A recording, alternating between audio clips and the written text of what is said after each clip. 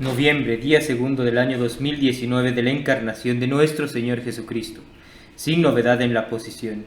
La silla del bienaventurado Pedro continúa vacante desde la muerte de su santidad Pío XII el 9 de octubre de 1958.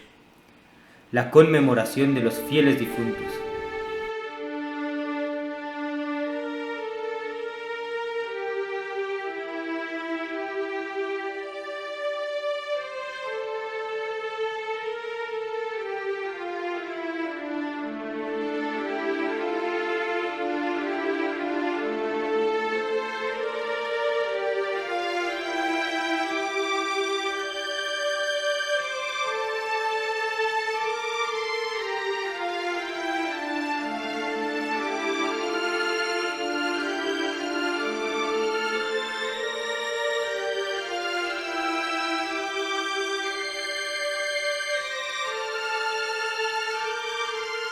Como la Iglesia, considerada en general, es la congregación de los fieles unida en Jesucristo, que forma un mismo cuerpo, cuya visible cabeza es el Papa, y la invisible, el mismo Jesucristo, comprende en su universalidad a los bienaventurados que gozan de Dios en el cielo, a los justos que padecen en el purgatorio, y a los fieles que viven en el mundo.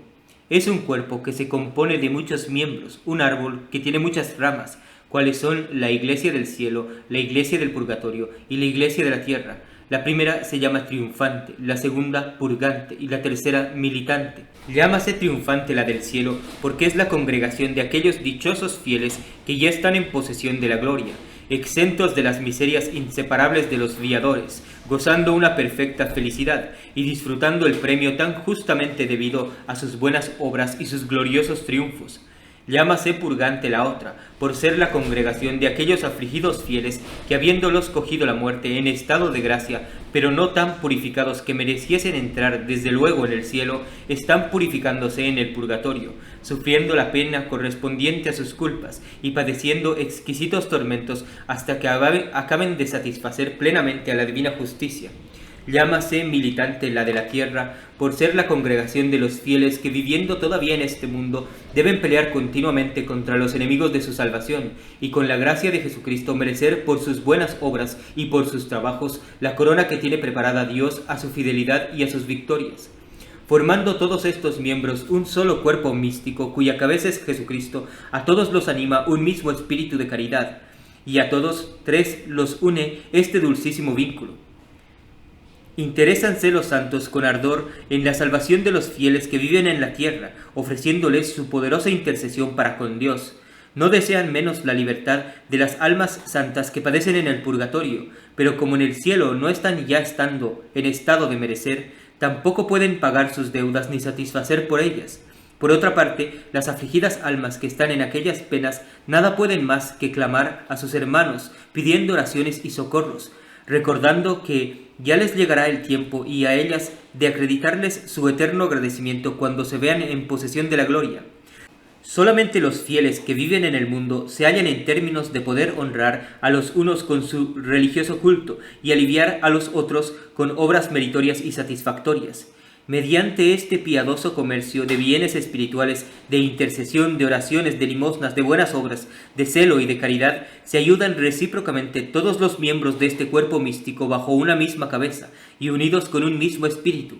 Esta misma sagrada unión que reina en todos sus miembros, este mismo Espíritu Santo que anima y gobierna todo este cuerpo, es el que, habiendo señalado un día para celebrar en la tierra el glorioso triunfo de los santos que campean en el cielo, dedicó también otro día para la memoria universal y para el alivio de las almas santas que padecen en el purgatorio.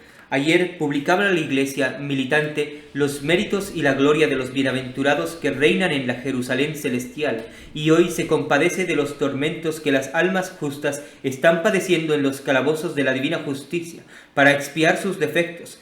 Ayer imploraba para sí la intercesión y las oraciones de aquellos, hoy ofrece las suyas acompañadas de sus sacrificios por el alivio de éstas. Ayer tributaba sus honores a los dichosos predestinados, que favorecidos y colmados por Dios de celestiales consuelos, están como nadando en delicias. Hoy solicita por todo género de buenas obras el satisfacer a la divina justicia por aquellas almas afligidísimas que están gimiendo en el purgatorio al rigor de los más dolorosos tormentos.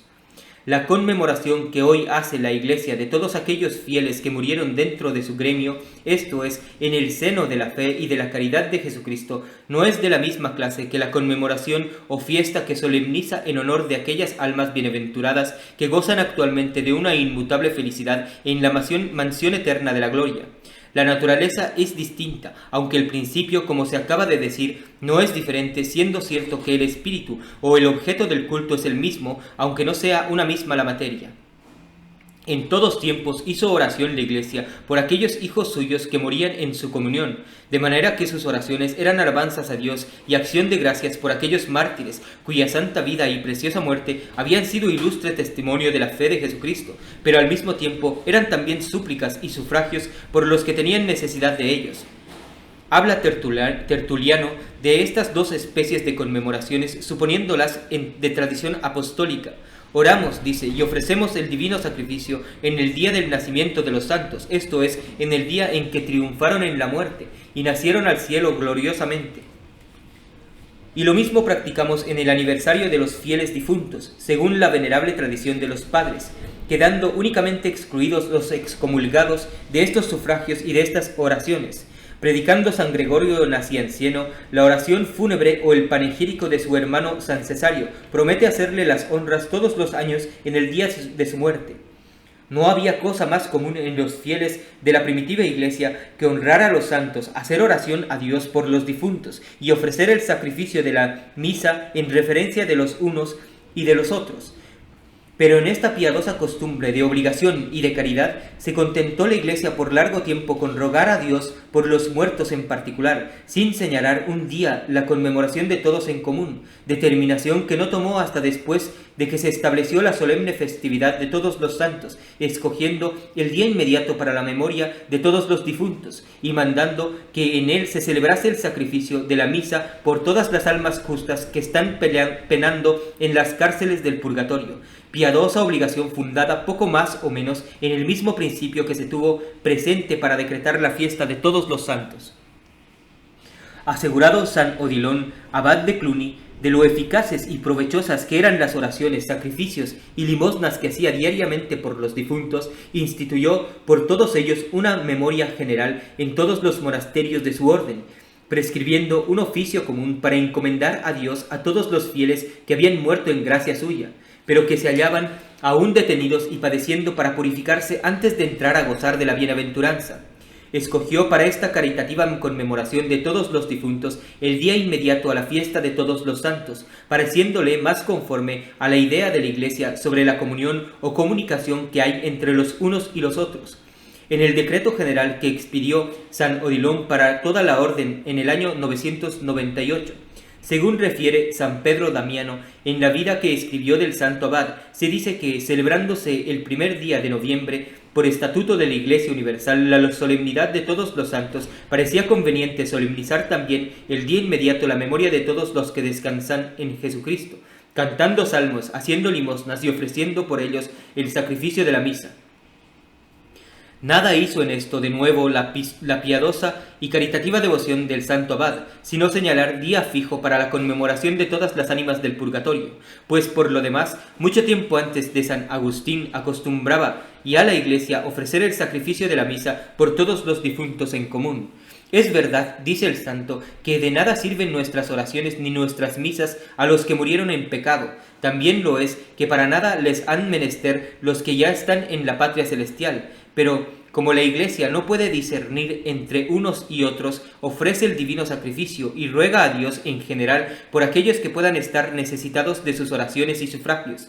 El mismo San Agustín añade la razón de este caritativo oficio de la Iglesia por todos los fieles difuntos en general, para que aquellos, dice, que no tienen padres, parientes ni amigos que se acuerden de ellos, sean socorridos por esta Madre común que a ninguno de sus hijos olvida y a todos tiene dentro de su corazón. No se deben omitir las bellas palabras de este Padre. Cito: jamás nos olvidemos de rogar a Dios por las almas de nuestros hermanos difuntos, como la Iglesia Católica lo acostumbra a hacer generalmente por todos los fieles que murieron, aunque no sepa cómo se llamaron, para que la caridad de nuestra Madre común, la Santa Iglesia, supla la falta de los parientes y de los amigos, proveyendo las necesidades de las almas abandonadas que no tienen otro socorro. Es pues evidente que mucho tiempo antes de San Agustín estaba ya introducida en la Iglesia la piadosa costumbre de hacer oración, dar limosnas y decir misas por los difuntos que habían muerto dentro de su gremio, encontrándose en todas las liturgias o rituales, particularmente en el romano, después de haber rogado a Dios por los particulares, una oración general por todos los que murieron en gracia de Jesucristo. Suplicámoste, Señor, te dignes conceder a estos en particular y a todos aquellos que descansan en Cristo un lugar de refrigerio, de luz y de paz por el mismo Jesucristo nuestro Señor. Así pues, solo debemos a la piedad de San Odilon el que se haya establecido esta fiesta particular en este día, dando ocasión a la Iglesia para instituir en él una fiesta universal y de precepto, a lo menos por lo tocante al oficio de suerte, que, siendo antes particular en la orden cluniacense, se hizo después general, extendiéndola la Iglesia a todos sus hijos. Ya estaba instituida esta fiesta en Inglaterra, en el principio del siglo XIII, como consta en el Concilio de Oxford, celebrado en el año de 1222, colocándose entre las fiestas de segunda clase. El Concilio de Treveris, que se celebró en el año 1549, la declaró por media fiesta, esto es, por fiesta hasta mediodía, en toda la provincia. Solo en el obispado de Tours es fiesta de precepto todo el día de difuntos. Bien se puede asegurar que hay pocas devociones más antiguas y más universales que la de rogar a Dios por los muertos, en cuyo artículo estuvieron siempre de acuerdo la Iglesia griega y la latina, autoridad de tanto peso en dictamen de San Agustín que ella sola bastaría para establecerla, aun cuando la Escritura no hubiese hablado de ella con tanta expresión y claridad en el libro de los Macabeos. Ni quien puede dudar, dice en otra parte, que sean muy provechosas a los difuntos las oraciones, las limosnas, los sacrificios que se ofrecen por ellos. En verdad que todos estos testimonios no están que se hubiese establecido en la Iglesia una fiesta particular para rogar a Dios por todos los difuntos, pero convencen desde el padre Tomasino las razones que se pudieron tener presentes para establecerla. Si desde el principio de la Iglesia se hizo oración y se ofreció el sacrificio de la misa por los difuntos en particular, si también se ofreció por todos ellos en común, si en todas las liturgias y en todas las misas del año se ha rogado por los mismos en general, ¿por qué razón no se podría instituir una fiesta particular para desempeñar esta piadosa obligación respecto de los difuntos con especial celo y con mayor solemnidad?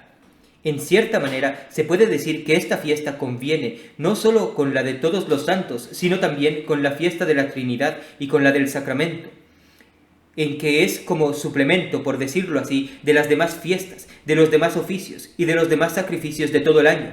En todas las fiestas, en todos los oficios, en todos los sacrificios de entreaño, se rinde supremo culto a la Santísima Trinidad, se celebra la memoria de la institución del sacramento y divino sacrificio de la Eucaristía, en que son comprendidos todos los santos en general. Por consiguiente, las fiestas particulares que se dedican a la Trinidad, al sacramento y a los santos son para suplir los defectos que pueden haberse introducido en la diaria conmemoración que se hace de ellos y para reparar por medio de una especial celebridad el poco fervor de las conmemoraciones particulares. De la misma manera, la conmemoración de los difuntos que se hace en este día con mayor solemnidad nos advierte que debemos continuar en rogar a Dios por ellos todos los días y que esto lo debemos hacer con mayor aplicación, con más encendido celo y con nueva y más abrazada caridad.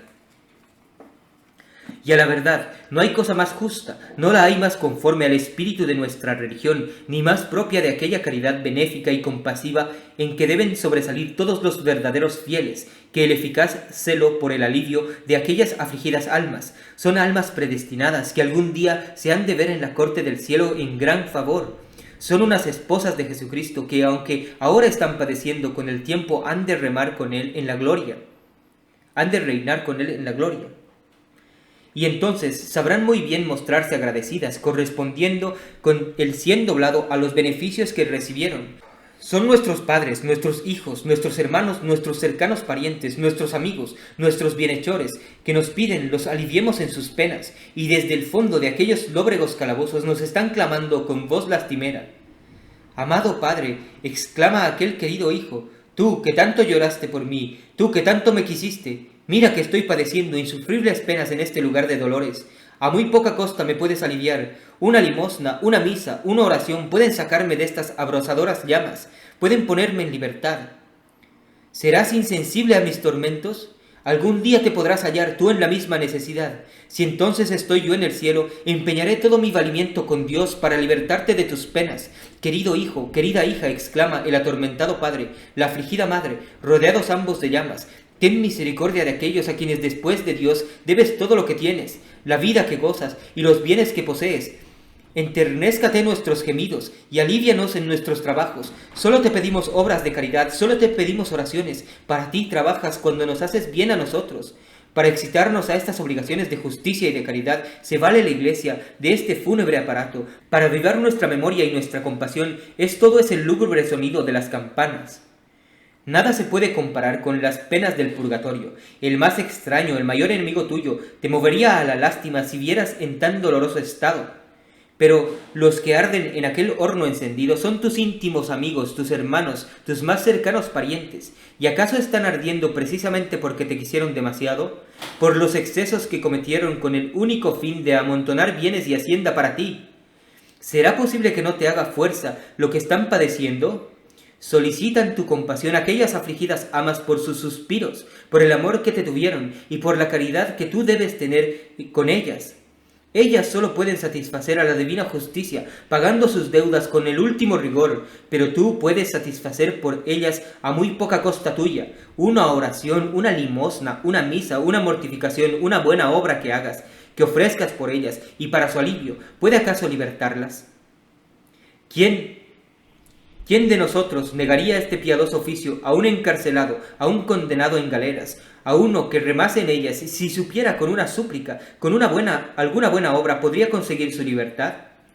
Si le negáramos a nuestros amigos, a nuestros parientes, ¿ignoramos por ventura que trabajamos en nuestro provecho cuando les hacemos este importante servicio, siéndonos en cierta manera deudoras a aquellas santas almas de su felicidad? ¿Se olvidarán acaso de eso cuando gocen de ella? No mueren, no se entibian en el cielo la caridad y el reconocimiento, antes allí se encienden y se avivan más. Pues qué, ¿no podrán alcanzar del Señor en beneficio nuestro si se empeñan, si piden eficazmente por nosotros?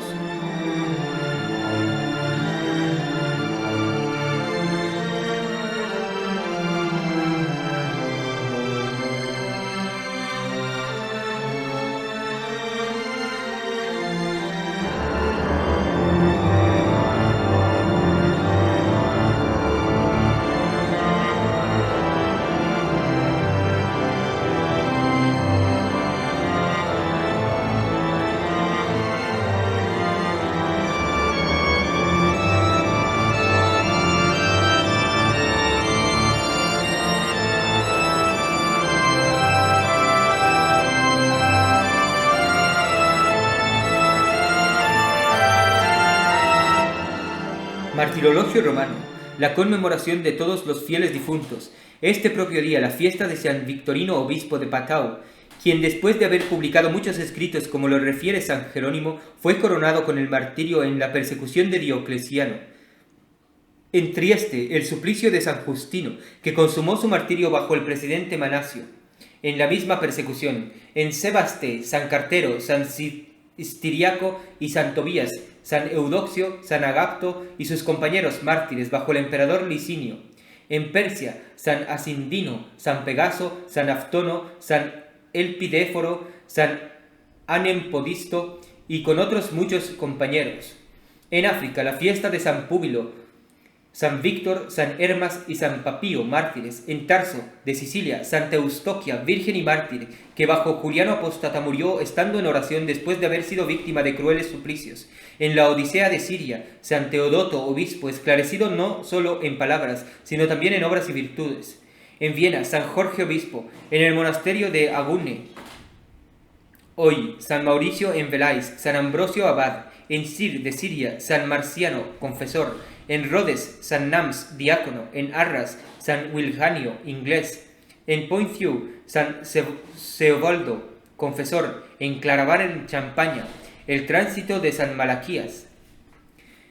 En Avelana, diócesis de Egubo, San Amico, solitario, mencionado por San Pedro Domiano. En Silesia, los santos monjes de Grumain, del orden del Cister, martirizado por los husitas. La misa es de los fieles difuntos y la oración la que sigue. Oh Dios, Criador y Redentor de todos los fieles, concede a las almas de tus siervos y de tus siervas la remisión de todos sus pecados, para que consigan por las piadosas oraciones de tu Iglesia la indulgencia y el perdón que siempre desearon. Por nuestro Señor Jesucristo, tu Hijo, que vive y reina contigo en la unidad del Espíritu Santo Dios, por los siglos de los siglos. Amén. La epístola es del capítulo 15 de la primera de San Pablo a los Corintios. Hermanos, he aquí que os digo un misterio. Todos resucitaremos, pero no todos seremos mudados.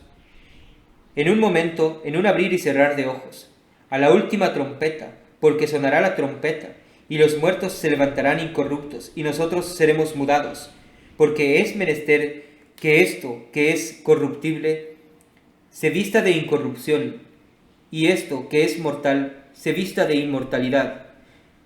Cuando, pues, esto, que es mortal, se vista de inmortalidad, entonces se cumplirá la palabra que está escrita. La muerte ha sido absorbida por medio de la victoria. ¿En dónde está, oh muerte, tu victoria? ¿En dónde está, oh muerte, tu puñal? El puñal, pues, de la muerte es el pecado, y la fuerza del pecado, la ley. Pero gracias a Dios que nos dio victoria por nuestro Señor Jesucristo.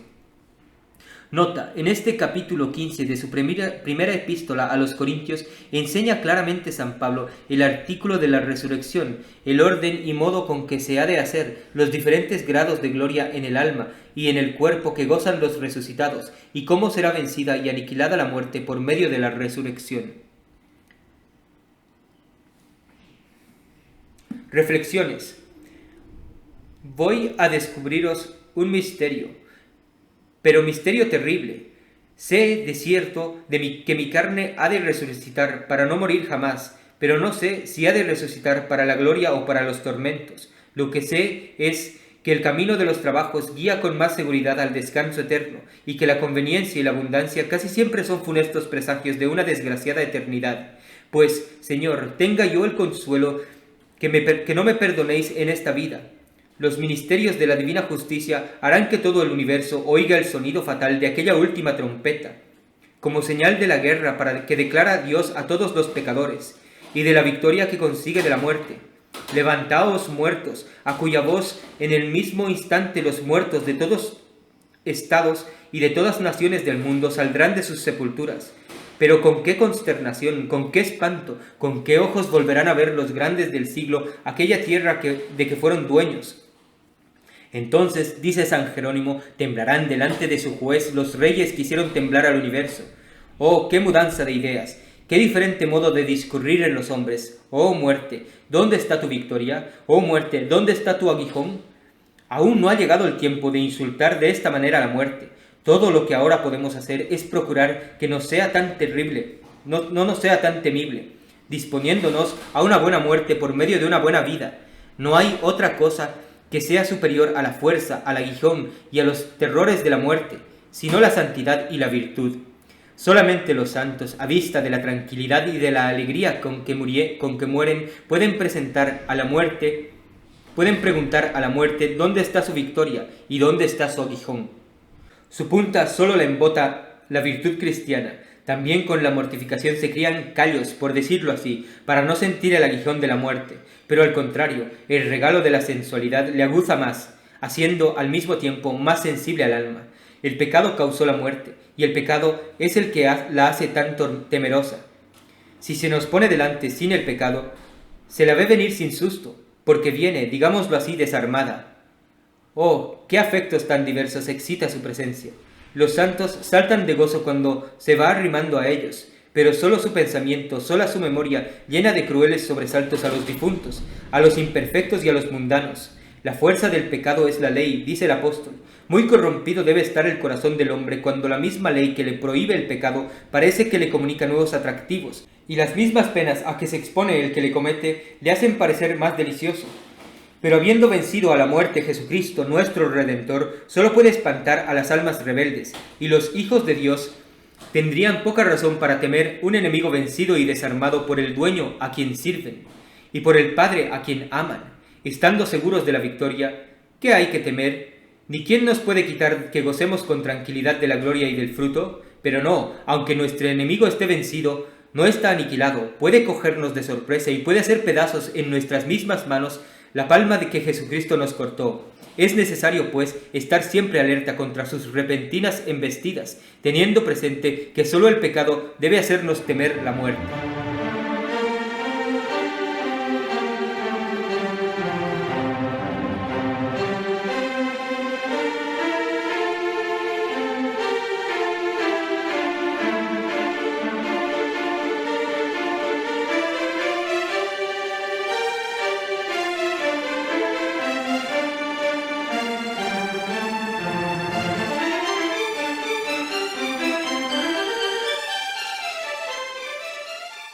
El Evangelio es del capítulo 5 de San Juan. En aquel tiempo dijo Jesús a las turbas de los judíos: de verdad os digo que vino la hora, y ahora es cuando los muertos oirán la voz del Hijo de Dios, y los que la oyesen vivirán, porque así como el Padre tiene vida en sí mismo, de la misma manera dio también al Hijo que tuviese vida en sí mismo, y le dio potestad de juzgar, porque es Hijo del hombre. No os admiréis de esto porque llegó la hora en que todos los que están en los sepulcros oirán la voz del Hijo de Dios, y saldrán fuera de los que obraron bien, resucitando para vivir, pero los que obraron mal resucitarán para ser condenados. Meditación de la caridad con las almas del purgatorio. Punto primero. Considera que es santo y saludable pensamiento rogar a Dios por los muertos para que sean libres de sus pecados. Como habla la Escritura: pensamiento santo, porque no hay caridad más justa; pensamiento saludable, porque no la hay más útil ni más provechosa que la que se ejerce con los difuntos. Es justa, porque al fin, ¿qué objeto hay más digno de nuestra compasión? ¿Quién mereció nunca nuestro socorro y nuestra asistencia que aquellas afligidas almas? Son almas predestinadas que algún día han de verse en el cielo y ser contadas entre los moradores de la celestial Jerusalén por toda la eternidad. Son esposas de Jesucristo, detenidas en aquellos dolorosos calabozos hasta que, enteramente purificadas, merezcan aumentar la corte del Cordén. No hay siquiera una de aquellas santas almas que no sea amada de Jesucristo, y por consiguiente que no sea acreedora a nuestro respeto y nuestra veneración, aunque de presente solo nos pidan nuestras oraciones. Son otros tantos Josés que ahora gimen aprisionados en una tenebrosa cárcel, pero infaliblemente han de ser sacadas de allí para ser colocadas en el trono. Ahora nos piden que nos acordemos de ellas, y ellas no dejarán de acordarse de nosotros cuando les llegue su turno, cuando se vean en la gloria y cuando nosotros nos hallemos en las mayores necesidades. Son nuestros amigos, nuestros parientes y nuestros hermanos que están en extrema necesidad de nuestros socorros. Es aquel Padre por quien derramamos tantas lágrimas, aquella Madre que nos amó tan tiernamente. Cuando murieron los lloramos sin consuelo. Hoy solo nos piden algunas oraciones. Ellos nos dejaron todos sus bienes. ¿Será mucho pedir que los socorramos con algunas misas, con algunas obras de misericordia, con algunos sufragios? Trae a la memoria aquel tierno amor, aquellas cariñosas ansias de que te dieron tantas pruebas de tu padre, tu madre y tus hermanos y hermanas. ¿Cuántos sustos les diste cuando aquella enfermedad, aquel accidente te puso en algún peligro? ¿Con qué desvelo, con qué solicitud no procuraban todo lo que podía interesar tu salud, tus conveniencias y hasta tus mismos gustos y diversiones? Pues ¿qué? ¿Será posible que no te mueva a compasión el lastimoso estado en que se hallan aquellos tus amigos, aquellos tus deudos? ¿Tendrás valor para negarles algunos movimientos de ternura y de compasión? ¿Les regatearás un socorro que les puedes dar con tanta facilidad? Cuanto más justo es este reconocimiento, tanto más escandalosa y más vergonzosa es tu insensibilidad, tu ingratitud y tu dureza. Es cierto que no ves con los ojos corporales lo que están padeciendo aquellas benditas almas, pero serán menos dignas de lástima porque tú no las veas. Dime, si supieras que a tu hijo o a tu padre le habían hecho esclavo en algún país extranjero, ¿no te moverías, no darías muchos pasos para aliviarle, para ponerle en libertad? En este caso están tus amigos y parientes. Es el purgatorio una triste prisión, una durísima esclavitud. Puedes aliviarlos, puedes sacarlos de ella a muy poca costa tuya. El mismo que los tiene en aquella servidumbre te solicita para que lo hagas así, y en medio de eso, ¿no te resolverás a esta obra de caridad?